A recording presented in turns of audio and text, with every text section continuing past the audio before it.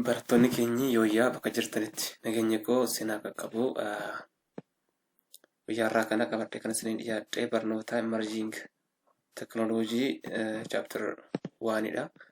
Emerging teknooloojii kursii freshmaanii second semester irratti yeroo baay'ee mooraa waan hedduu itti kennamudha. Kaayyoon akka walii galaatti kursii kana keessa jiru barattoonni teknooloojii addunyaan kun itti deemaa jirtu sirriitti akka hubatanii faana addaaptii godhanii akka itti fayyadamanidha. Gama kamiinuu taanaan jireenya guyyaa guyyaa keessatti teknooloojiin jireenya keenya irratti dhiibbaa qaba. Isa kanaaf barattoonni waan kana handil gochuu akka danda'aniif yaadame koorsii qophaa'eedha natti fakkaatanaani. Kanaaf chapter 1 ilaallachuudhaarra.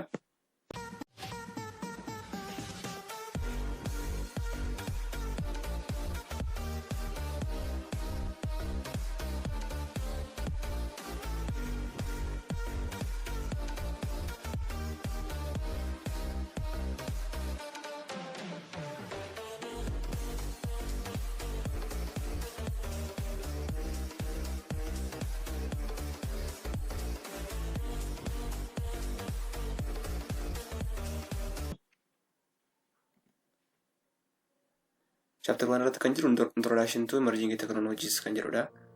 Emerging technology maal akka ta'e fi yaada walii galaasaa as keessatti argachuu dandeessu fi akkasumallee kaayyoo koorsichaa as keessatti hubachuu dandeessu. Chapter kana keessatti toppikiiwwan gurguddaatu qabaniiran tokkoffaa evolutionii teknooloojii. Teknooloojiin akkamitti adeemsa tirannaasaa jechuudha. Kan biraa immoo rooliin isaa maalidha? Rooliin daataa teknooloojii keessatti qabu maalidha? Kanaan alatti enabling device kan jedhaman yookaan proogiraamii jechuudha. Proogiraamii device kan jedhaman keessatti isaan kun walii galatti yaadni isaanii maalidha? Deviceota yookaan meeshaalee namni ofiisaatii akka barbaadetti ajajee tottolchee akka inni hojjetu taasisudha.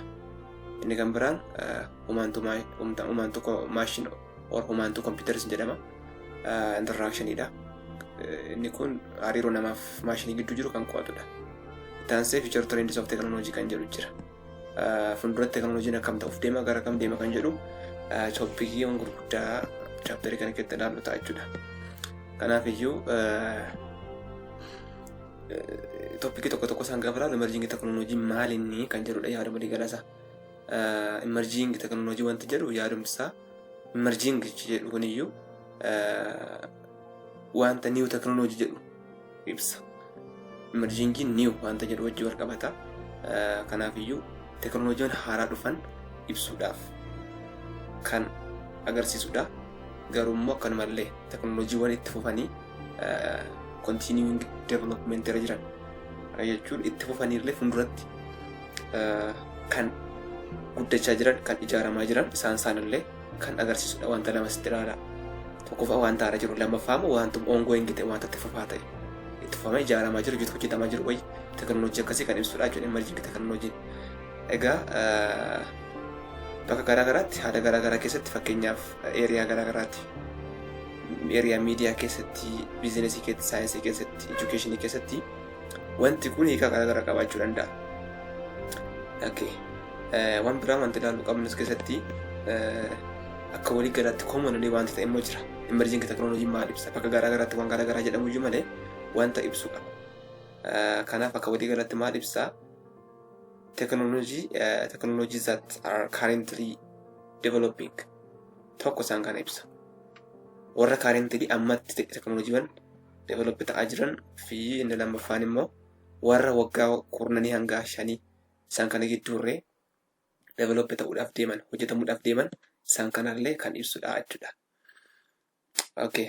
This is usually reserved for technologies that are creating or expected to create significant social or economic effects. Kanaaf emerging teknooloojiin kun maal inni?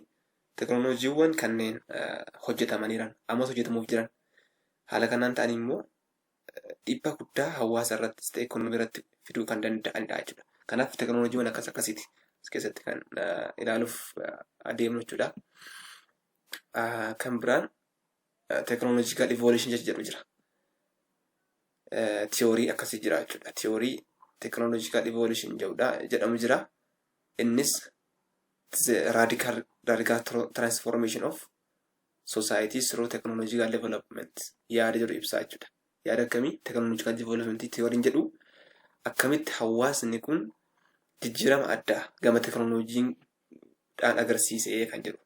Societiin keenya teknooloojii fayyadamee jijjiirama akkamii agarsiise. Teknooloojiin kun jijjiiramuun isaa immoo hawaasa irratti dhiibbaa akkamii fide kan jedhee kan qo'atu teknooloojiikaal evolutionii kan jedhamudha jechuudha. Hiikaa tiyoorii kana diiteer keessa gallee gaafa ilaallu termii lama qaba. Innis termii teknooloojii inni termii evolution jedhu qaba. So the term technology means here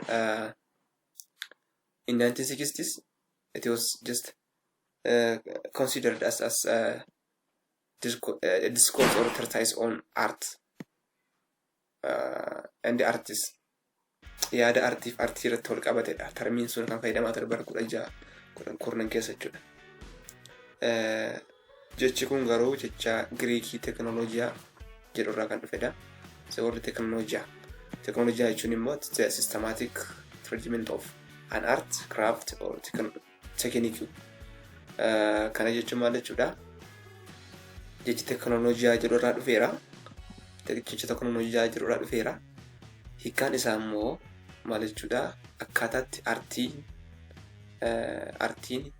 craftiin wantoota kalaqa garaagaraa jechuudha. Kalaqa garaagaraa fi malawwan garaagaraa ittiin qabannu, ittiin hojjennu sistema isaa kan ibsudha. Sistema ittiin qabatamu jechuudha. Sistemoonni artiitti hojjetamu, sistemni craftiin hojjetamu kan kalaqni garaagaraa hojjetamuu fi sistema malleewwan garaagaraa wantoota meeshaawwan garaagaraa hojjetaman isaan kan ibsudha jechuudha. So originally referring to grammar from techno and the logy da. Techno and the logy ichi jedhe jechoota kana of keessaa qaba jechuudha. Logy here means steady dha miti kanaaf akka walii galatti maal jechuudha? The meaning, the real meaning of this the word technology that's recorded in 1959. It is the science of mechanical and industrial artists. Technology mataansa saayinsii dha jechuudha.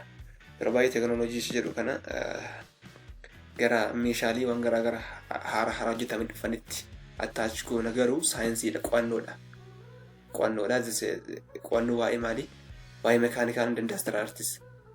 Mechanical artists gaafa jennu artiiwwan kanneen maashinii garaagaraa fayyadamnee hojjennudha. Maashinii humna gaafata jechuudha. Industrial kan jedhamu immoo industrial artists kanneen jedhaman immoo kanneen namoonni waliin ta'anii meeshaa fayyadamanii kan hojjetan jechuudha. So industrial artii, mechanical artii, saayinsii kana qo'atu eenyudha? Teknooloojiidha jechuudha. Kan biraan evolution jedhudha jecha amma gaa technological evolution jedhu keessa jira. Theory sanarra jira. Evolution jechuun immoo tirannaa jechuudha miti hiikkaansa.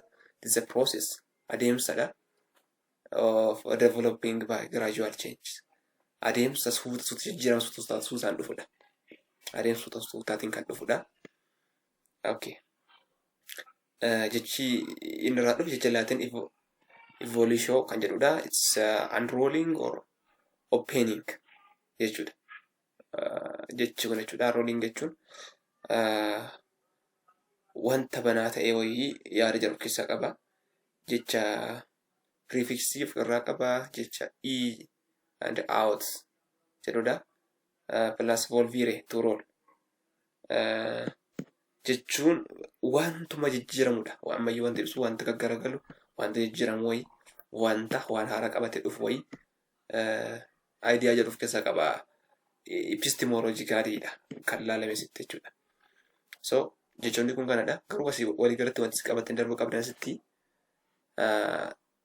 termiin kuni jechi yookaan teoriin technological evolution jedhu akkamittiin teknooloojiin guddinni teknooloojii jijjiiramni teknooloojii hawaasa irratti jijjiirama fidee kan jedhudha. Guddinni teknooloojii hawaasa irratti jijjiirama maalii fidee kan jedhudha. Kanaaf teorii kana sirriitti qabachuun sirra jiraata jechuudha. Fi teknooloojiin immoo saayinsii makaanikaalii fi industrial artii qo'atudha akka ta'e beekuu qabdu jechuudha. Okay. So this is the list of some currently available emerging technologies. currently available emerging technology kan jedhaman teknooloojiiwwan haaraa dhufan ammatti jira. Artificial intelligence jechuun maashiniin ofii isaatii waan tokko xiinxalee waan tokko yaade gaafa hojjechuu danda'udha jechuudha. Blockchainii wanti jedhamu kun immoo akkaataatti odeeffannoo kan daataawwan garaagaraa especially finaansii keessatti akkamittiin daddarbu akkamittiin hojjetu kan jedhudha daataan jechuudha. Daataan tokko daataa sirriidha sirrii miti adda baasuudhaaf wanta gargaaru wayitii fuulduratti ilaallaa chaaptarii of danda'e tokko qaba kuni.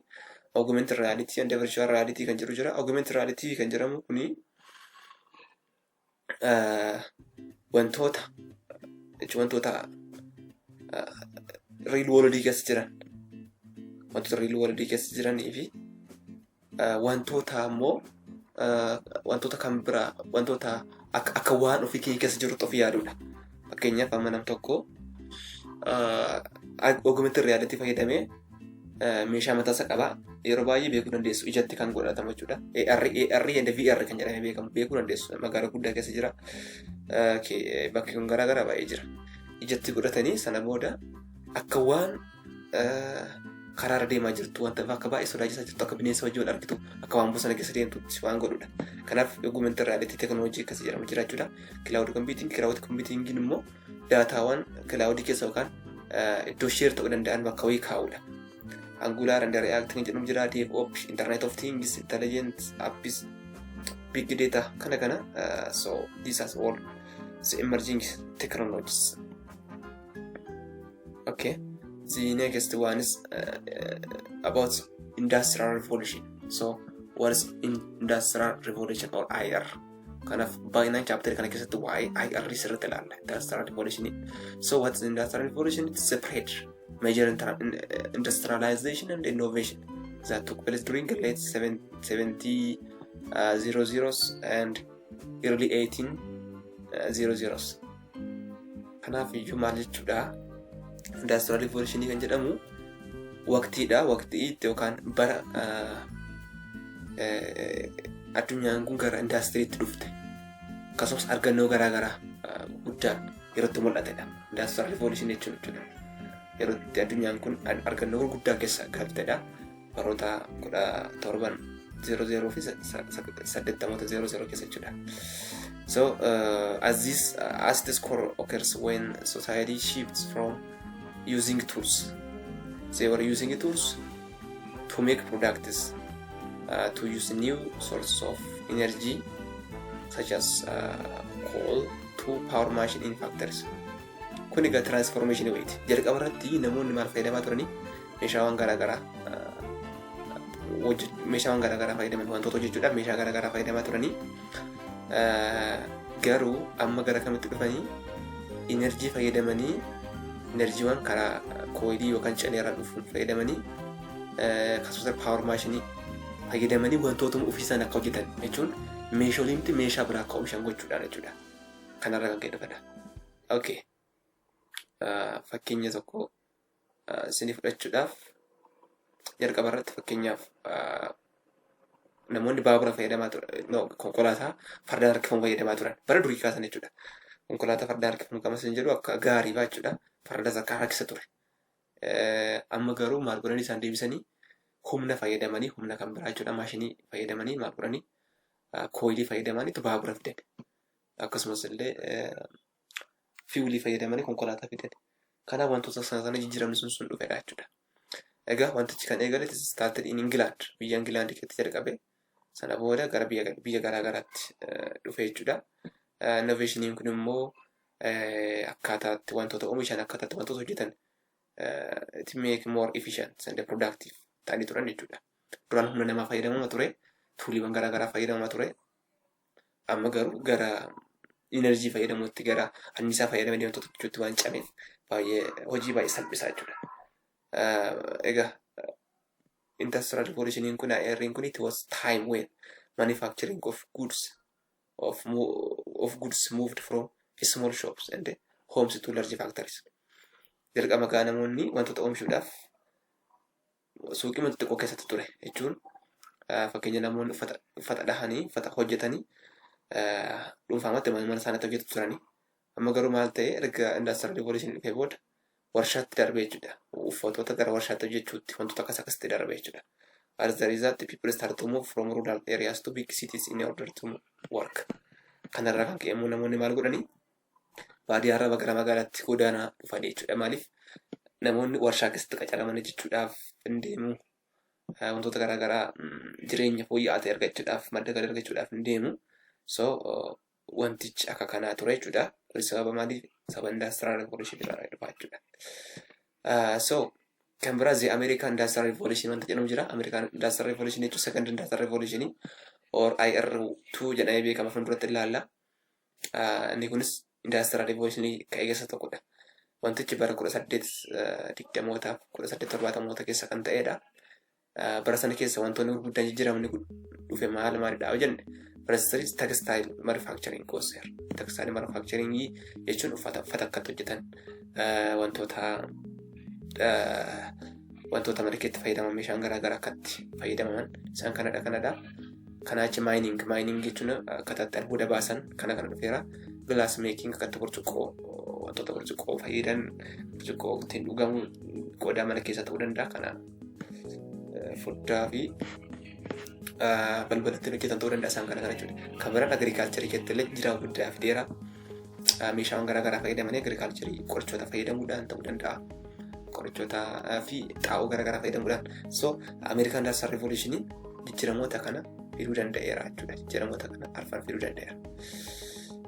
For example, prior to Industrial Revolution, textiles were primarily made of wool and were hand spun.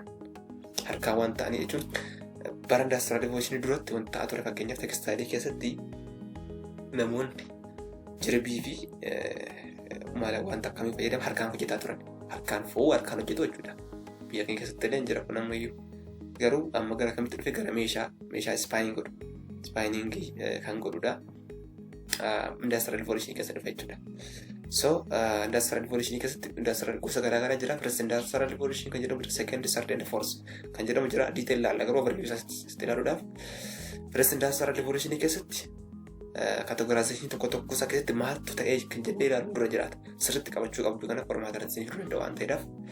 First Industrial Revolution keessatti maal ta'e, second keessatti maal ta'e, third keessatti maal ta'e, meeshaan hojjetaman maal inni, jijjiiramni dhufe maal ta'a kan jedhu sirriitti ilaaluutu namarra jiraata jechuudha.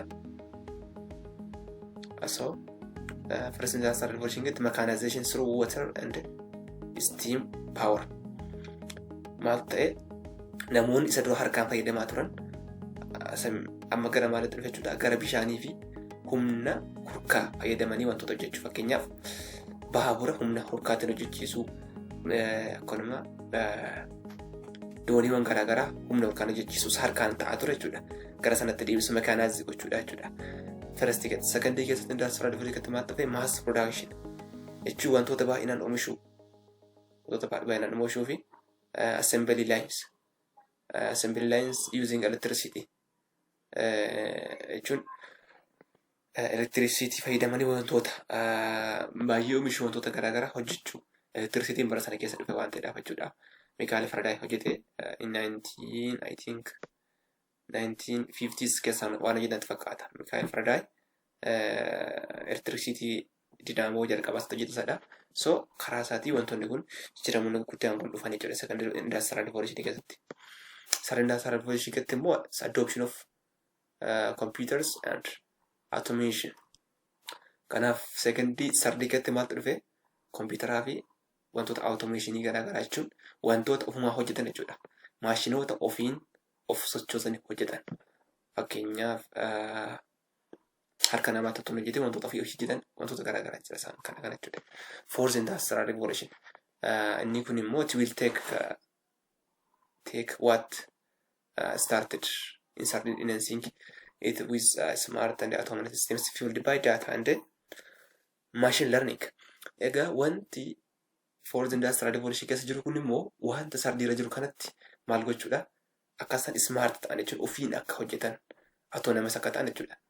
Fi haala bareedaa ta'een immoo haala qulqullina qabu quality qabu jechuudha. Smartness isaanii gaafa jennu smartphones gaafa jennu fooniiwwan rakkoo garaagaraa kan hubachuu danda'an intelligent kan ta'an rakkoo adda baasuu kan danda'an wantoota ofiin beekan annaawunsa gochuu kan danda'an warningii garaagaraa kennuu kan danda'an yeroo balaa garaagaraatti jechuudha.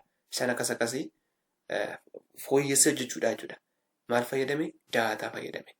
Fourth Industrial Revolution keessatti daataan iddoo guddaa qaba hundi caala jechuudha. Akkasumas machine learning. Machine learning jechuun immoo maashinii barsiisuu jechuudha. Daataa kennanii fi wanta hojjetu barsiisuudha. Akkuma nama barsiisan maashinii barsiisanii wanta hojjetu qabu, wanta inni gochuu qabu itti muudha. Sana booda baratee yeroo garaagaraatti react godha jechuudha. Deebii kenna. So Fourth Industrial Revolution kanadha. Detail san laalla. Okay. Akka walii galaatti Industrial Revolution jira maaliif fide? What kind of changes and what kind of breakthroughs did this Industrial Revolution brought? So maal godhanii har'a gahuu keenya har'a jechuun namoonni har'a modern society jedhamanii waamamuudhaaf yookaan immoo namoota kun hawaasa ammayyaawaa ta'e hojjechuu jijjiiruu keessatti gaheen isaanii baay'ee guddaa Industrial Revolution jechuudha.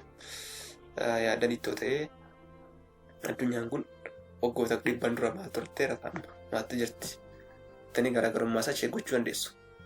So gahee guddaan qabu jechuudha. Fakkeenyaaf steam engine fayyadamu jechuun motora kan wanti fayyadamu kan aara hurkaa fayyadame hojjetu. Fakkeenyaaf baabura saleesanii fudhadheera. Baaburri steam hojjetaa ture. Steam hojjeta specially first Industrial Revolution keessatti gahee guddaa tokko kan taphate steam engine ture. Koilii garaagaraa fayyadaman hojjechuu warshaa keessatti steam engine fayyadamuun wanti kun baay'ee wantoota addunyaa kana jiran keessaa tokkodha. Inni kan bara the age of science and mass production. Saayinsiin illee gahee guddaa taphateera. Saayinsii researchii garaagaraa waan saayinsii irra jiru practically gara application itti jiranii industry keessatti fayyadamuu danda'u jechuudha. Akkasumas mass production jechuun wantoota baay'ee oomishuu danda'u. Wantoota namoonni harkaan mana isaaniitti hojjetan, small shop keessatti hojjetan gaafa industry keessa garuu maal ta'a factory keessa gaafa garu waan baay'ee haala salphaatiin hojjetamuu danda'a jechuudha. Kan bira the rise of technology. Rise of technology gaafa jennu digital technology. Rise of digital technology nis iddoo guddaa gahee guddaa taphateera. Bara ammaa kana keessatti specially digital technology odeeffannoo bakka tokko bakka biraatti haala salphaan jijjiiruudhaaf baay'ee hojii guddaa kan hojjetedha. Kan biraan smart and autonomous systems fueled by data and machine learning gara Fourth Industrial Revolution keessa jiran warri kun immoo isaan kunis gahee mataa isaanii sirriitti qabaatu jechuudha. So addunyaa kana modern society godhee kan dhaabe teknooloojiin Industrial Revolution warra kanadha jechuudha. Okay. So what are the most important inventions of Industrial Revolution? Industrial Revolution area waan garaagaraa keessatti argandoowwan jiran inventionin garaagaraa jiran maalidha? Most important kan jedhaman jechuudha. Maalidha jennee gaafa laallu gama transportationitiin steam engine baabura garaagaraa fayyadamu railroad jechuudha. Railroadiin immoo baaburadha akkasuma steam engine industry keessatti yookaan warshaa keessatti fayyadamaa turameera. Isaan kun gargaaraniiru. Diesel engine konkolaataa jechuudha. Konkolaataadhaaf jijjiirama akkasii fidaniiru. Airplane akka dhufuudhaaf gahee guddaa taphateera jechuudha Industrial Revolution. Gama communication telegraaf fayyadamu. Telegraafii sarara lafa keessa shiboo diriirsanii namoota bakka garaagaraa jiran connect godhanii wajjin bilbilanii wajjin haasa'an akka godhan kan taasisudha. Transatlantic cable kun immoo kamidha? Meeshaalee intarneetii daddabarsuu daataawwan biyya fagoote jechuudha. Biyya fagoorra ardiileef ardii intercontinental connectionii uumuu keessatti transatlantic cable gahee guddaa qaba. Kan bara phonograph waan jedhamu jira. Telefoon isaan kun gama communication waan ta'aniif industry keessatti immoo katanjiinii duraan namni harkaan fo'aa ture. Jirbii harkaan fo'aa ture. Amma garuu meeshaa mataa isaa danda'e waan hojjetameedhaaf maaltu ta'e haala salphaatiin wanta hojjechuun jirbii fo'uun danda'ameera jechuudha. Kan bara sewing machine kun akkamidha? Makiinas moo uffata hodhu jechuudha. Sunillee Industrial Revolution keessatti wanta dhufe electric lights balbiin garaagaraa ibsaan garaagaraa kan dhufe Industrial Revolutionidha. Gama industiriitiin wantoota kanatu dhufeera jechuudha. Okay. Historical background sana ilaalu. Egaa maal jennee irraa Industrial Revolution tokkoffaa lamaffaa sadaffaa arfaffaa jennee ilaalle irraa wantoota isaan keessatti ta'anis jijjiiramoota isaan dhufan industrial revolution keessatti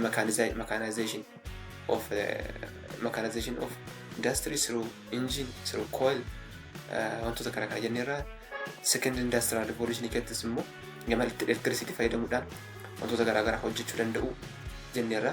Sardii keessatti illee akkasuma gama maaliif ilaalle gama digital ta'eetiin wantoota kompiitaroonni garaagaraa dhufuudhaan wantoonni meeshaawwan garaagaraa argamuun isaanii sun waan gaariidha, waan sana ilaalle ture. Egaan historical background isaanii maal fakkaata, akkamiin ta'ee kun jennee gaafa ilaallu industrial revolution akkasiin jedhe Great Britain yookaan immoo Ingilaandii keessatti argama baroota 1770 keessa jechuudha. Sana booda egaa ta'ee booda Awurooppaa keessatti jalqabe jechuudha. European countries keessatti mabal'achuu eegale. Fakkeenya biyya Belgium, England irraa ka'ee Belgium gaheera, France gaheera, German states federalistiidha waan ta'eef state baay'ee qabdi. Isaan kana qaqqabuu danda'eera jechuudha. Okay, the final cause here. The final cause of industrial revolution was the effects created by agricultural revolution due in part to an increase in food production, which was the key outcome of agricultural revolution. Ega the final cause kan jedhamu sababii itti industrial revolution ka'e keessa inni dhuma kan jedhamu maalirraa kan ka'e agricultural revolution irraa kan ka'e kan dhufedha. Sun immoo maal inni namoonni nyaata baay'inni namoota increase akka ta'an dhufe population over ta'a akka dhufuun maatu ta'a namoonni nyaata dhabu. Yeroo nyaata dhaban kana maatu ta'a rakkoo guddaatu uumama. Yeroo rakkoon uumamu sana immoo rakkoo kana furuudhaaf maal godhanii nyaata baay'ee oomishaa jechuudha. Nyaata baay'ee oomishuu barbaadama.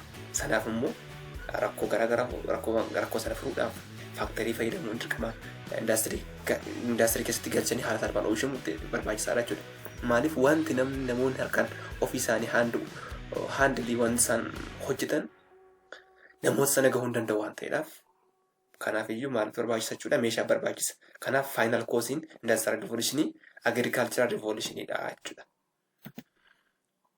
Okay, the four types of industries. The four types of industries kan jedhamanii gosoota industry gara afurtu jiru. Tokkoffaa primary industry. Primary industry involves carrying raw materials. Raw material kan ta'eeffatudha. Fakkeenyaaf mining ta'uu danda'a, albuuda baasuu, qonna, fishing isaan kun primary industry kan jedhamanii beekamanidha. Primary industry almost hawaasni keenya ammayyuu keessa jira. Warqee garaagaraa qonna keessa jira, fishing irra jira. So it's a primary industry keessa jedhamu warra kanadha. Secondary industry kan jedhaman immoo involves manufacturing. Manufacturing oomishaawwan garaagaraati. Fakkeenyaaf making cars and steel. Wantoota garaagaraa oomishuu, meeshaawwan garaagaraa farniicharii mana keessa jiran oomishuu, konkolaataa hojjechuu, uffata hojjechuu. Isaan kun maal inni secondary keessa jiru jechuudha, categorization isaanii. Tertiary kan jedhaman immoo it's providing service garaagaraa, teaching, nursing yookaan warra kamidha, warra the white collars kan jedhaman. White collar jechuun warra humnaan otoo hin taane sammuudhaan wantoota hojjetamanidha. Through just knowledgeedhaan wantoota hojjetaman jechuudha. Knowledgeedhaan hojjetamanidha. Tertiary kan jedhaman. Education fa'aa kana keessa jira. The quaternary industry kan jedhaman immoo it is involves research and the development of industries like IT. Warri kun immoo even namootaan alattiyyuu ofii isaanii wantoota hojjetaman researchiiwwan garaagaraa. Fakkeenyaaf machine learning fayyadamuun researchiiwwan garaagaraa, daataawwan garaagaraa hojjechuun danda'ama. Inni kun maal jechuudha? Quaternaryidha. Gara top ta'e gara meeshaa gurguddaa ta'an kompiitaroota fayyadamuudhaan wantoota hojjetan quaternary industry jedhama jechuudha. Kanaaf these are the four types fi maal akka ta'an tokko qabadha. Kanaan alatti wanta achi keessa jiran adda baasuu murteessaadha jechuudha. Okay. So, industrial revolution tokko sana ilaalla. Maal turan industrial revolution dura ilaalleerra ammas keessa deddeebine warra deddeebiidha wantichi sirriitti ilaalle gaariidha. So industrial revolution one ilaallu IR 1.0 IR is described as transition to new manufacturing process. Harkarraatii gara maalitti darbudha jechuudha. Manufacture gochuu wantoota new manufacturing wantoota oomishuu danda'u jechuudha. Meeshaawwan garaagaraa wantoota garaagaraa fayyadamanii wantoota oomishuu danda'udha. It was coined in 1970s during the time where revolution began. 1977 sanirra naannoo sana jalqabee maqaan isaas naannoo sana dhufee transitionii guddaan first industrial revolution keessatti ammaadha kan jedhu isaan kana sirriitti qabadha. Tokkoffaa going on from hand production meters to machines. Wanta duraan harkaan oomishamaa ture gara maashiniitti deebisuu maashiniidhaan hojjechuu danda'u. Isaan kuni jijjiirama tokkodha. Kan biraan increasing of steam powering humni gama maalitti dhufu jechuudha gara hurkaatiin jechuudha goota dhufu kana jechuudha development of machine tools kan jedhaman tuuliiwwan garaagaraa kanneen wantoota oomishan jechuudha deebisanii wantoota hojjechuu kan danda'an mataan deebisan oomishuudha. Rise of factory system warshaawwan garaagaraa bara first industrial revolution kan keessa dhufan jechuudha. So warra kanadha transitionii gurguddaan jiran arfan kana gurguddaadha baay'eenis jiraatu kana qabachuu qabdu. So steam engine kan jedhamu kanadha akka steam engine jechuun kuni baaburadha akka kanarraa akkuma agartanii steamiidhaan hojjetaa jechuudha. Hurkaan socho'aa jechuudha. Motorri isaa hurkaan socho'aa jechuudha wanta. So second industrial revolution is called the technological revolution jedhamee beekama. Second industrial revolution jechuudha. Bara 1870 keessa jalqabee bara kana keessatti immoo jijjiiramni dhufe advancements in IR 2.0. The development of methods for manufacturing interchangeable parts. Kana jechuun immoo meetodiiwwan manufacturing baay'ee haaraa adda ta'an oomishuu. Dura meeshaawwan garaagaraa kan ittiin deebisnee meeshota oomishuu dandeenyu hojjetamaa turaniiru first industrial revolution keessatti. Amma garuu sanuma maal gochuudha develop gochuudha sana baay'isuudha jechuudha. And widespread adoption of pre-existing technology systems like telegraph and railroad networks. Kanaaf maadni warra duraan first industrial revolution keessatti ka'an sana isaanuma bal'isuudha jechuudha. Telegraph railroadii jechuudha. Bifa haaraatiin isuma fooyyessaa turan jechuudha. This adoption allowed vast movement of people's ideas. Wanta asirratti qubachuu qabdan jijjiiramoota IR 2.0 keessaa wanti dhufan keessaa tokko maanni sosochii namootaa fi yaadota maaliif asii maal jenne irraa telegiraafiin jira namoonni wajjin kominikeetii gochuu danda'u aayidiyaa walii kominikeetii gochuu danda'u. Deebisnee immoo namoonni mataa isaaniis deemuu danda'u maaliif akkaataatti reel roodiin fakkeenyaaf uumamee jira konkolaataan garaagaraa hojjetamee jira waan ta'eedhaaf jechuudha. Kanaafuu wanti guddaa as keessa jiru enhancement in communicationidha jechuudha. Communication irratti hojii guddaatu hojjetame maal irratti second industrial revolution keessatti kanas irratti qabadha. Okay. Moreover, during second industrial revolution, new technological systems were introduced such as electrical power and telephone.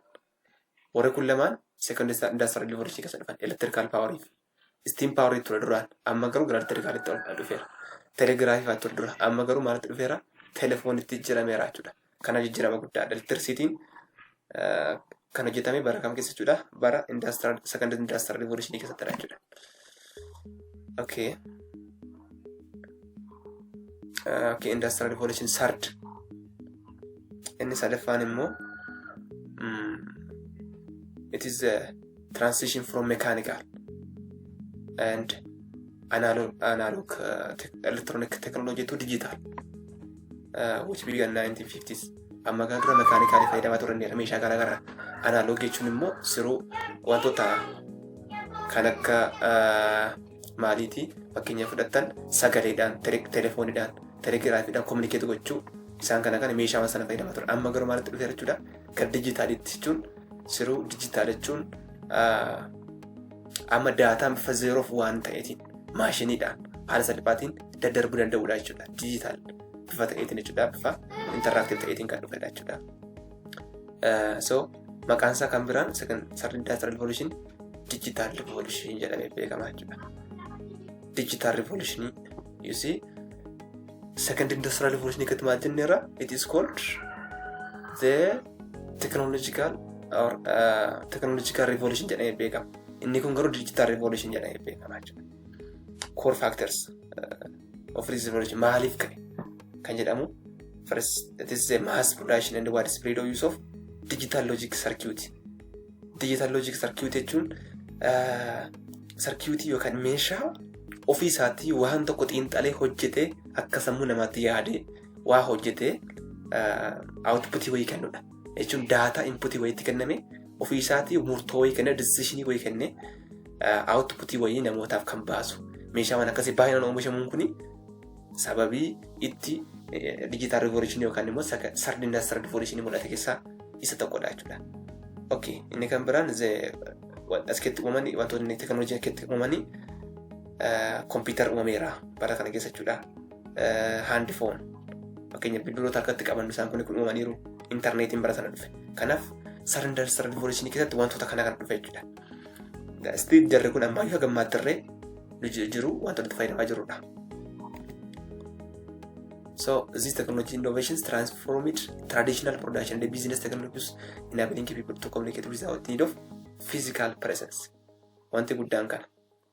Jijjiiramni guddaan fidee wantoota bifa aadaatiin kanaan dura namoonni kallattii garaagaraa communicate gochaa turan sana amma garuu maal godhanii otoo namoonni physically wal bukkeen jiraatiin otoo wal bukkeetti argamin haala salphaatiin akka isaan wajjin dudubbataniidhaaf wajjin hojjetaniidhaaf mala salphisedha jechuudha. Certain practices like proliferation, spread of digital computers, digital record were enabled. Kanaaf bara kana keessa digital computer, digital record wantoonni kun wantaan irra jechuudha baay'inaan mul'ataniiru. Hagammatterree we are using it.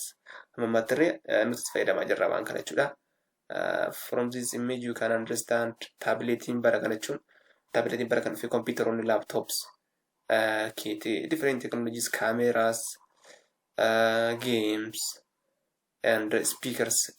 Okay.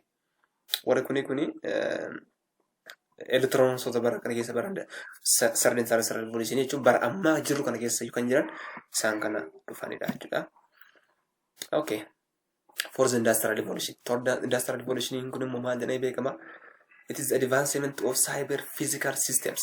Cyber jechuun asitti maalni yaa wantoota kompiitaraan hojjetaman agarsiisa. Cyber physical wantoota kana dhufa bara kana keessa wanta dhufan jechuudha. Wantoota kompiitaratti relate ta'an wantoota meeshaawwan ofiin jechuudha. Ofiin beekanii wantoota hojjetan sana kana ibsudha. Cyber physical kan jedhamu.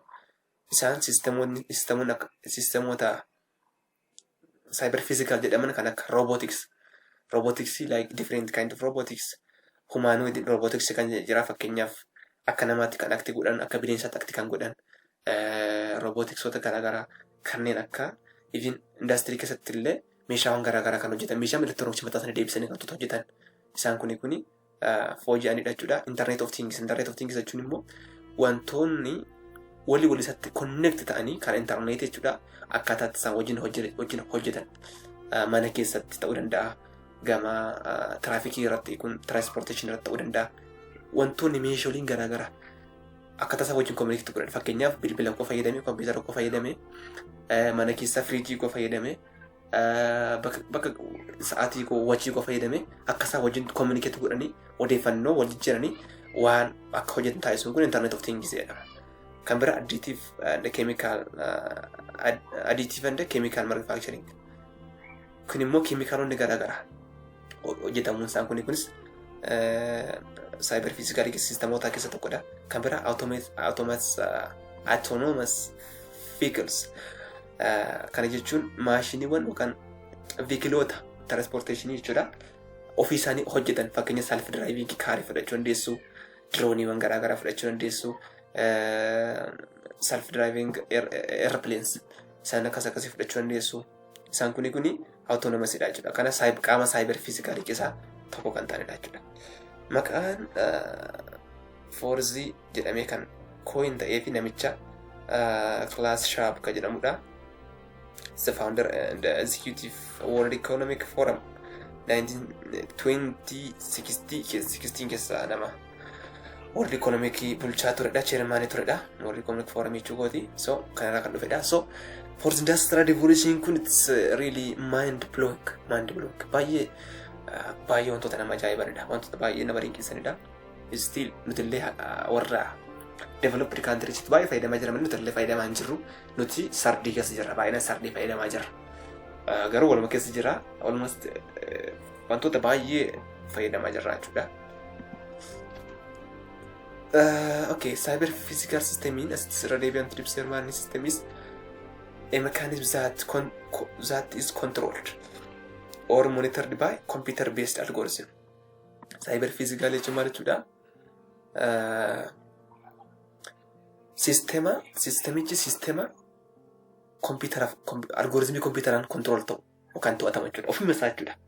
Maaltu ta'a nam tokko fakkeenya programmeriin tokko akkaataa itti roobootiin tokko hojjetu wanta inni dubbachuu qabu, wanta inni dubbisuu qabu, wantoota haaloo naannoo salaalee kamirraa goroo qabu, kamirratti immoo kamirraa qotaaluu qabu, wantoota maal hojjechuu qabu, hojii kam akka hojjechuu qabu, wantoota kana algoritmii isaan kennaaf jechuudha. Yeroo kana wantichi hojjeta yoo ta'e inni kuni cyber physical jedhamee beekama jechuudha. So it is tightly integrated with internet and its users. Kanaaf internetii fayyadamameetudha. Wanti kun immoo kan hojjetamu namoonni illee jedhu useroonni isaanii jiru. Kanaaf fakkeenyaaf nama tokko roobootii mana qulqulleessitu yoo ta'e roobootii mana qulqulleessitu kanatti dubbattaa maal itti himtaa inni hojjette jechuudha. Kun algoritmii mataa ishee qabdi. Algoritmii yookaan wantoota naannoo ishee jirtu kosiiwwan garaagaraa filoorra jirtu detect gootee sassaabuu danda'u kasanan qabdi. Sanaaf qaama cyber physical system jedhamte beekamte jechuudha. So what are the major breakthroughs or advances in the fourth industrial revolution? Tokkoffaa usage of computer numerical control jechuun kompiitaraan fayyadamanii wantoota garaagaraa hojjechuu danda'u. Fakkeenya maashinoota roobootii kana mataa isaa kompiitaraan to'achuu danda'u. Maashiniiwwan garaagaraa kompiitaraan to'achuu danda'u.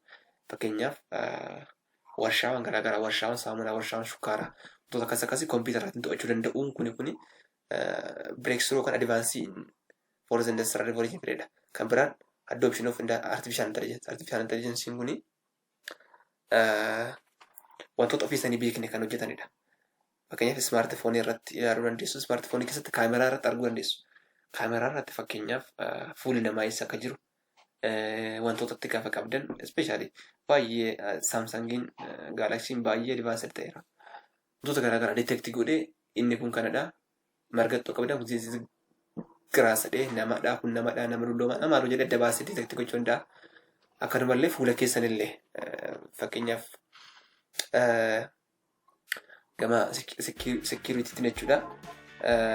Authenticationii garaagaraa fayyadamu fakkeenyaaf face detectioniidhaan fayyadamu. Kan biraan wantoota nuti fingerprintii keenyaa fayyadamnee banuu wantoonni kun maal jechuudha artificial intelligence of keessaa qabu. Wantoota garaagaraa fudhachuu dandeessu. Fakkeenyaaf ifa detect godhee light brightness isaa gadi buusu light isaa jechuudha. Moobaayilii keessa irra gadi buusu kan ol buusu wantoonni kun artificial intelligence irraa kan dhufanidha. So gama biraatiin immoo konkolaataa oofuu danda'u artificial intelligence roobotonni garaagaraa ofii isaaniitti yeroo konkolaataa oofan wantoota akkasiin jira. So this is a part of artificial intelligence. So this is anybody connected ABCD, anybody connected devices. Industry tokko keessatti kallattii garaagaraatiin gama fooniidhaan kompiitaroonni illee tooratti ta'uudhaan wantoota baay'eedha. Teknooloojiin fourth industrial revolution fide baay'ee teknooloojii addaati. Baay'ee kan nama ajaa'ibudha jechuudha. So egaa kana jennee waa'ee industrial revolution arfan isaan ilaalleerra amma garuu roobuu daataa inni martinki teknooloojii. Daataan maal fayyada kan jedhudha. Daataanii bara teknooloojii keessatti gahee guddaan qabu bara kana keessatti jechuudha. Namoonni bara kana keessatti gaazii caalaa boba'aa caalaatti wanti baay'ee barbaadamu daataadha. Fakkeenyaaf feesbuukiin daataa waa'ee odeeffannoo waa'ee keessanii tokko finaanee namoota sarcharoota gurguruu danda'a. Sarcharoota gara sarcharoonni sarchii sana mataa sana hojjetanii immoo sarchii sana indaastirii gara garaatti gurguruu danda'a. Fakkeenyaaf isin fudhadhee Facebook irratti yeroo yerootti uffata isin uffattanii gadhiiftan uffata namoonni baay'een fakkeenyaaf biyyoonni guddatan biyyoonni guddanne guddachaa jiran jechuukooti maal uffatanii gadhiisuu jedhee Facebookiin daataa kollektii godha. Daataa sana immoo gurguratee fuudhee riisarcherii fi kan sarcheriin immoo uffata akkasii akkasaan uffachaa jiran adda baasa. Sana booda indaastirii uffata taayipii sana oomishuuf gurguree akka inni oomishee biyya kanatti gurguru kan inni biyyoota guddachaa jiran keessatti gurguru taasisaa jechuudha. So yuusii daataan bakka hojii guddaa qaba. Daataan hin gurgurama, hin bitama akkuma ooyiliiti jechuudha. So it is new oil and strategic asset guddaadha in the age of big data. Big data wanta jedhamu keessatti baay'ee wanta barbaadaman dataadha. Data drives or even determines the future of science. Jechuun odeeffannoo waan tokko data tokko qabaatte jennaan decisionii wayirra keessaa sana booda waa wayii jechuu dandeessaa jechuudha. So gama teknooloojii gama ikoonomiitiin har'as ta'e boru bakka addunyaa kanarratti wanta murteessaadha daataan. Data trigger trends, hype and buzz, present enormous challenges. So innovationii garaa keessatti rakkoo ikoonomii furuu keessatti wanta baay'ee daataan hojjetudha jechuudha. So daataan assetii guddaadha big data age of big data yookaan digital age keessatti jechuudha. There is no doubt that the potential of data science analytics to enable data-driven theory, economy, professional development is increasingly recognized. So baay'ee wantoonni hojjetaman bakka economy data-driven idha. Data irratti hundaa'e wanta hojjetudha jechuudha. Isaan kuni wanta barbaachisaa jechuudha. So this involves disciplines such as computing, informatics, statistics, business, social science, health, warra kana disipiliinii garaa keetti fayyada jechuudha. Okay. So daataan warra kanaaf computing keessatti baay'ee barbaachisa. Informatics keessatti, statistics keessatti. Isaan kana fayyadamu jechuudha. Daataan baay'ee warri kun disipiliinonni kun daataa sirriitti barbaadu. Okay. So role of data kana jennee baay'ee role of daataan baay'ee guddaadha akka jennee ammoo waa'ee enabling devices and networks. Network kan jedhu ilaalla. Enabling or programmed device jedhamuun beekamu. So akka walii galaatti there are 4 basic kinds of devices in digital electronic systems. Digital electronic system keessatti deviceota bakka guddaa afuritti qoodna. Tokkoffaa memory. Memory jechuun just stores random information. Informationii bifa garaagaraatiin bifa spreadsheet taatu database store godhee wanta nuuf kaa'udha. Wanta nuuf qabu kuusaadha jedhama memory jechuun. Kan biraa microprocessor'idha. Microprocessor'n immoo it is used to execute software and instructions. Jechuun instructionii waan garaagaraa kan gama software'idhaan kennamu maal godha microprocessor'n execute godhe hojjetaa jechuudha. Odeeffannoo itti kenname sirriitti akka barbaadamutti hojjetee wanti sirreessu microprocessor'idha. Fakkeenyaaf CPU fudhachuu dandeessu. CPU'n paartii kompiitara keessa tokko ta'ee microprocessor'idha. Maal godhachuudha? Wanta instructionii kenname execute godhee hojjetee sirreessee manipulate godhee maal godhachuudha? Hin baasa. Kun microprocessor'idha jechuudha. Fakkeenyaaf namni tokko yeroo muuziqaa taphachiisutti yeroo inni play jedhu click godhutti maal godhachuudha? CPU'n sun san play jedhu sana background isaa daataan jiru jira. Sana instructionii wayii fudhata. Instructionii sana process godhee dhaqee outputii device keessarra jiru wajjin connect godhee akka inni taphataa isa. Kun microprocessor'idha jechuudha. Kan biraa logic'idha. Logic'n kun immoo they provide specific functions. Gama functionii fakkeenyaaf mathematical ta'uu danda'a. Including device to device interfacing, data communication, signal processing, data display, timing, control operations, and almost every other functions as a system must perform. Kanaaf logic'n kun immoo inni functioniiwwan garaagaraa computer yookaan device tokko hojjechuu qabu hundumaa kan hojjechiisu isaadha jechuudha. Jechuun fakkeenyaaf functionii normaalii kan wanti fudhadhaa kan eenyu fudhattu kan maatii keessa jira jechuudha. F of x is equals to 2x plus 3 kan jedhu fakkeenyaaf f of x kan jedhu keessatti maaltu jira? X jira miti x jira. So akka inputitti jechuudha x keenya. Outputiin isaa immoo jira. Dhumarratti wanti bawwee jira. So functionii kanaatiin wantoota garaagaraa inputii tokko gashitanii outputii baafatu. Akkuma kanaatti loojikiinis functionii wayii tokko qaba. Device keessatti jechuudha. Waan tokko gaafa gashitu akkaataa hojjechuu qabu hunduma isaayyuu murteessaa jechuudha. Paaternii isaatti kennaa jechuudha loojikiin. Kan biraa neetworkiidha. Neetworkii jechuun immoo the interconnection or the connection of devices. Device kompiitaroota garaagaraa ta'uu danda'a. Sarverii garaagaraa. Sarverii jechuun iddootti daatabeeziin taa'u. Kompiitara guddaa ta'e daataa baay'ee control godhee manipulate godhee kan hojjetudha. Miinfiroomota garaagaraa kompiitara guddaa jechuudha. Network devices kan akka switch and routers warra kana jedhu peripherals kan jedhaman immoo like speakers warra akkas jechuudha. And or other device connected to one another allow sharing of data. Kanaaf data akka isaan wajjin share kan godhu kan taasisu eenyudha? Networkidha jechuudha. Okay. An excellent example of network is internet. So internet in example internet jechuun network of networks. Networkiin gosa garaagaraa fakkeenyaaf kompiitaroon area tokko keessa jiran, university tokko keessa jiran, tunsini fudhadhee Harammayyaa university keessa jiran. Tunsini fudhadhee Harammayyaa university keessatti kompiitaroonni connected ta'an jiru. Akkasumas immoo iddoo biraattis bakkeerraan jechuudha. Organizationii biroo keessattis fakkeenyaaf teelee keessattis kompiitaroonni interconnect ta'an jiru. Kan Harammayyaa keessa jiru kan teelee keessa jiru gaafa connect godhu internetii uumaa jechuudha. Akka world widely gaafa connect godhus internetii uuma. Kanaaf network is internet. So what is programming device? Warra silaalle digital devices wanta jedhan bakka afuritti qoonnee ilaallee turre. The memory, the microprocessor, the logic, and the network. Kan sadii kana ilaallee turre.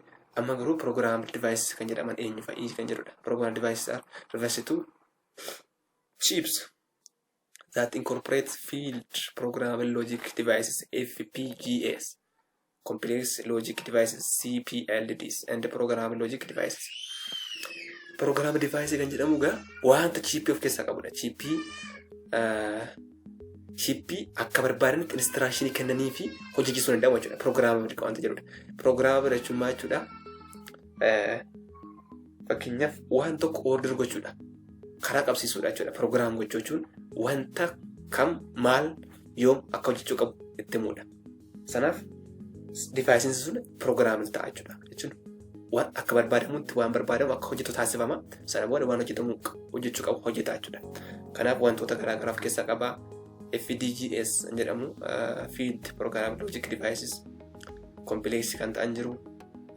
Kan achitti programmable logic devices kan ta'an gosa baay'eetu jiru gaa. Diitar keessa galuun baanurre garuu warri kuni warra ajajaan hojjetanidha jechuudha. Instruction way fudhatanii device hojjetan kun programmable devices jedhama jechuudha. So there are also devices that are analog equivalent of called field programmable analog arrays. Analogiin kun egaa wantoota bifa wave and for sound and a sound device for Atanida.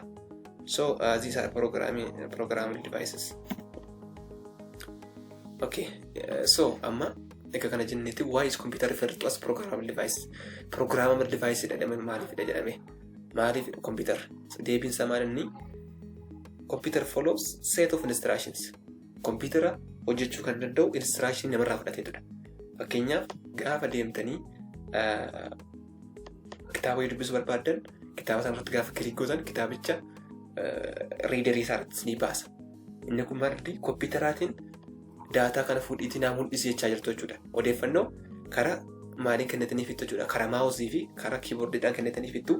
Inni immoo sana fudhatee karaa maayikiroopiroositarii isaa CPU isaa fayyadamee erga instructions sana execute godhee booda outputii wayii monitorii keessan irratti display isinii godhe isinii mul'isa. Kanaaf kun maalidha jechuudha? Ajajaan hojjeta. Instruction hojjeta. Kanaaf iyyuu programmer ta'uu danda'a jechuudha. Waan barbaadan baasuu dandeessu yookaan immoo deebisanii cufuu dandeessu. Banuu dandeessu. Kuni maal jechuudha? Programmer ta'uu isaati jechuudha. Wanti inni agarsiisu. Okay, so list of some programmable circuits kan jedhaman isaan kanadha. Waan kana baruudhaaf ammatti baay'ee dirqama qabdan garuu yoo bartan internet irra search godha tokko isaanii jira kana internet irra jira waan ta'eedhaaf Wikipedia sirriitti fayyadaman emerging technology Wikipedia irratti baay'inaan waan baay'ee jiru waan ta'eedhaaf jechuudha. So jara kana detail ofii keessan walaaltan bareedaadha. Detail keessa galuun barbaachisu. Okay. Network equipment kan jedhaman jiru. Network related equipment refer to service enabling devices jechuun wantoonni akka hojjetaman tajaajila barbaannu device tokko irraatii akka argannu kan nu taasisan deviceonni mataa isaanii danda'an jiru. Isaan kunis immoo network related equipments kan jedhamanidha jechuudha. So network related equipments kan jedhaman maal fa'i? Traditional channel service units, data service units, DSU, CSU kan jedhaman jiru. Isaan kuni like fakkeenyaaf bilbila durii beektoo ta'e keebiloonni garaagaraa karaa muka silkiitiin jechuudha diriiranii jiru. Manneetiin garaagaraatti connect ta'anii jiru teeleerraa dhufan jechuudha. Karaa chaanalii sanaati communication garaagaraa ta'a jechuudha. Isaan fakkeenyaaf isaan akka network related device ta'uu danda'u jechuudha yookaan immoo service enabling device ta'uu danda'u. Kan biraan modem modulation and demodulation jedhama. Modem jechuun kana jechuun sirma daataan tokko gaafa deemu daataan bifa digitii biitii ta'eetiin deema yookaan beats kan jedhaman jiru yookaan immoo beats yookaan bifa 0 fi 1tiin adeema. So isaan kana convert kan godhudha jechuun 0 fi 1tiin bakka tokko ka'ee bakka biraa deema. Fakkeenyaaf daataan ana biraa yerootti YouTube kana fayyadamtanii dhaggeeffattanitti daataan ani maalirratti fe'eera serverii Google irratti fe'ee jira YouTube irratti gaafa fe'u jechuudha. Serverii sanarratti access gochuu kan dandeessan isini daataan suni Google kaampaanii biraatii bifa maaliitiin bifa 0 fi 1tiin dhufees kompiitara waan fayyadamtan bilbila isaa ta'u kompiitara fayyadamtanitti yoo ta'e isaatiin dhufees bira gaha.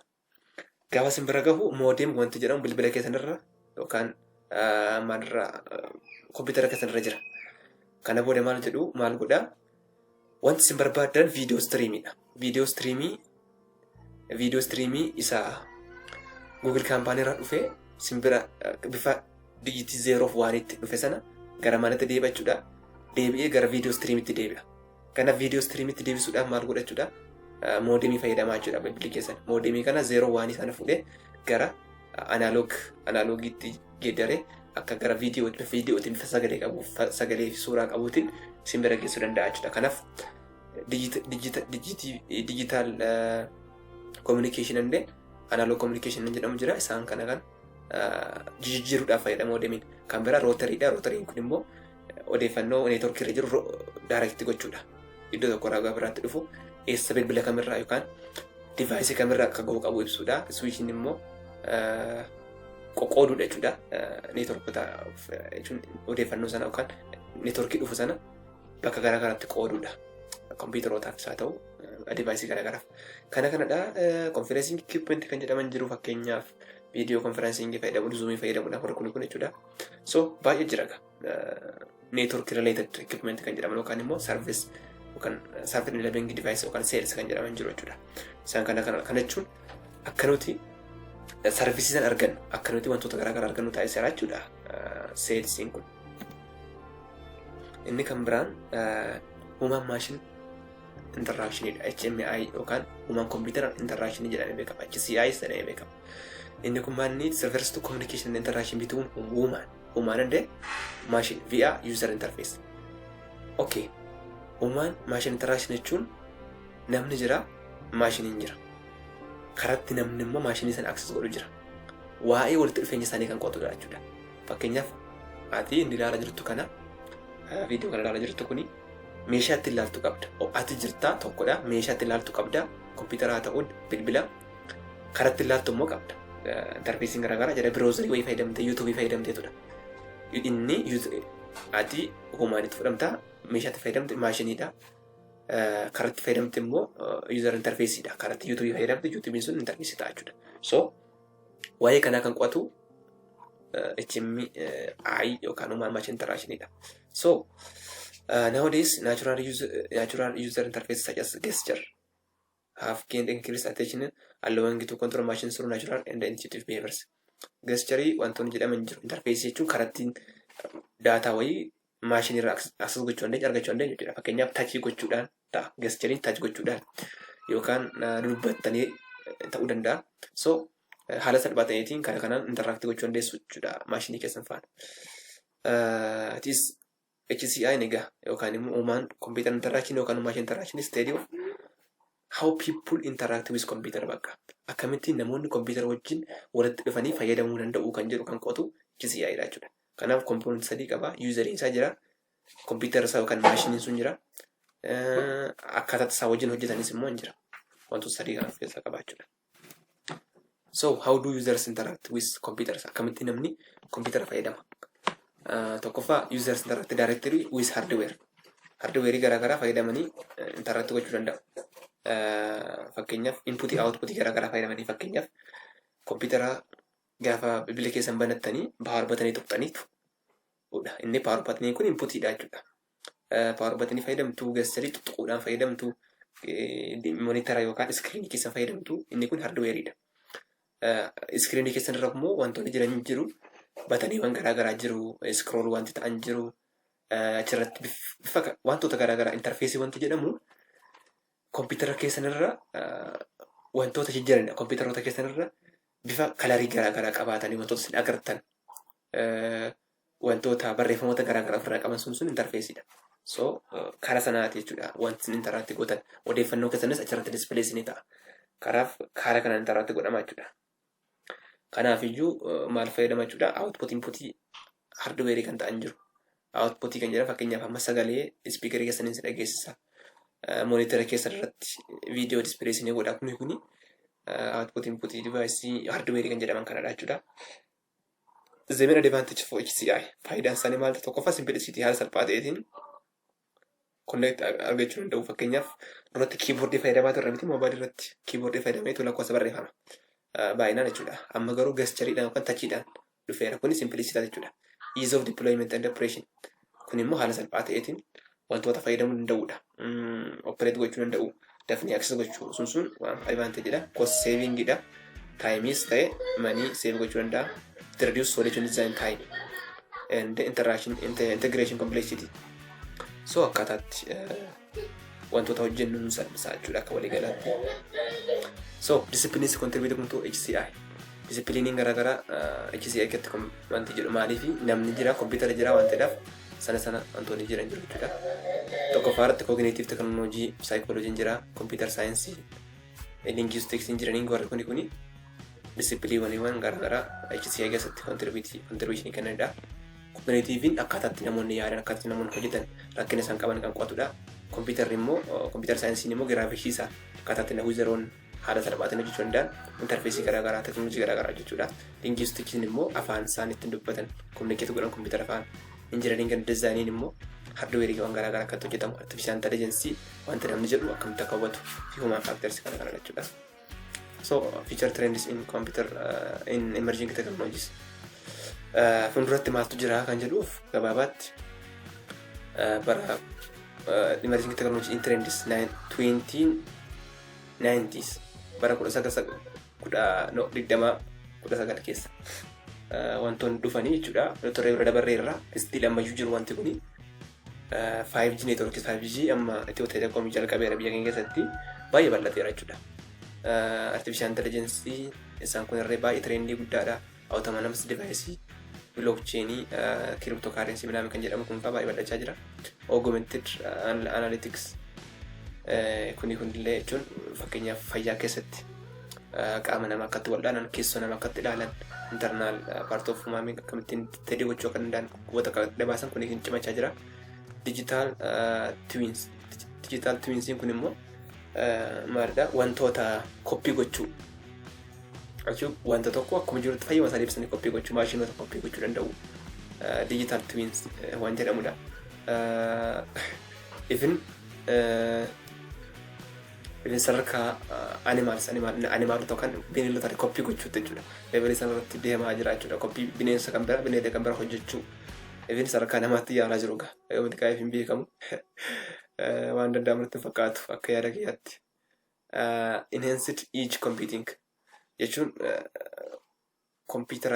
kompiitara bifa kallattii garaagaraatiin babal'isaa deemu kompiitara tokko ta'anii kompiitaroota baay'ee irratti hojjechuu wantoota akkasiiti kun immoo immersive experience in smart spaces.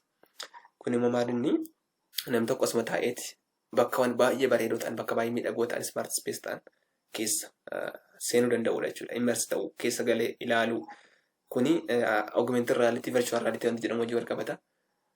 Wanta sana AR device sana ija keenyatti godhannee akka ofii keenya keessa jirrutti akti gochuu smart space keessa jechuudha.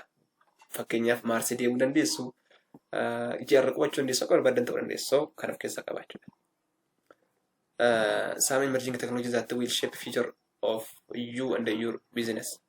So emerging technology sirriimatti dhiibbaa uumaa jira. Technology kan kaampaaniis baay'een isaanii namoota cimoo ta'an top of 1% genius kan jedhaman qacaraa jiru. So kallattii garaagaraatiin fakkeenya chatbox irratti blockchain irratti tuttuqa kana irratti namoota jireenya namootaa irratti dhiibbaa uumaa jira. So namni kamiyyuu jedhaga kitaaba kana irratti namni kamiyyuu addaabtu gochuu yookaan immoo dhiisuudha filannoo ni qaba. So baay'ee emerging technology baay'ee jireenya keenya irratti dhiibbaa qaba. Teknooloojiin dhiibbaa guddaa akka fidaa kan jirudha. Ammas kan barachaa jirru kan hojjechaa jirru karaa teknooloojiiti. Kanaaf iyyuu baay'ee irratti hojjechaa deemuun baay'ee murteessaadha. So akka waliigalaatti kanadha. So baay'eedhuma teknooloojiin dhiibbaa hammam jireenya keenya irratti uumee fi nutillee gosa barnoota kamiyyuu haa barannu jechuun fiildii gosa kamiyyuu haa barannu garuu sanatti addaabtii gochuu qabna. Sanatti waliigallee hojjechuu qabna. Warri gama teknooloojii barbaadan immoo dipaartimentii teknooloojii wal qabatan join gootan irratti hojjechuu dandeessu jechuudha.